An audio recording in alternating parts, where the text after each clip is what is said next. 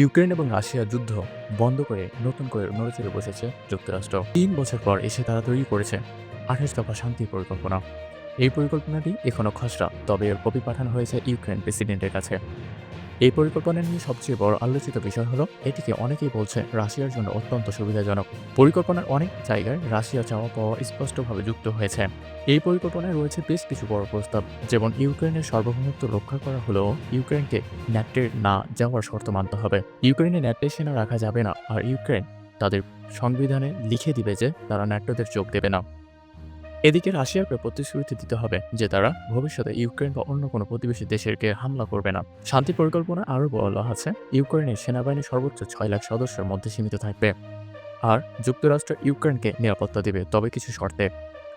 মজার ব্যাপার হলো যদি ইউক্রেন অকারণে রাশিয়ার ভেতরে কোনো ক্ষেপণাস্ত্র ছেড়ে দেয়, তাহলে সে নিরাপত্তা গ্যারান্টি আরও কার্যকর থাকবে না। এই পরিকল্পনায় অর্থনীতির বড় বড় প্যাকেজও আছে। ইউক্রেনকে তুলে দাঁড়াতে একটি বিশাল পুনর্গঠন তহবিল তৈরিতে কথা বলা হয়েছে। নতুন প্রযুক্তি, অবকাঠামো, গ্যাস লাইন, শহর পুনর্নির্মাণ সবই এর মধ্যে পড়ে। এমনকি রাশিয়াকে আবারও বিশ্ব অর্থনীতির সঙ্গে যুক্ত করার কথা বলা হয়েছে।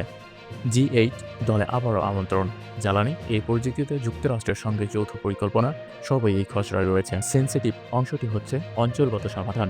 পরিকল্পনায় বলা হয়েছে ক্রিমিয়া, দিনেস্কা, লোহানেস্কা সহ ৫টি অঞ্চল কার্যত রাশিয়ার নিয়ন্ত্রণে থাকবে, আর খেরসন ও জাপোরিজিয়ার কিছু এলাকা স্থগিত থাকবে। তাই ভবিষ্যতে আলোচনায় বিষয়টি ঠিক হবে। ইউক্রেনীয় সেনাদের কিছু অঞ্চল ছাড়তে হবে এবং সেগুলোকে করা হবে নিষ্ক্রিয়তা বাফার জোন।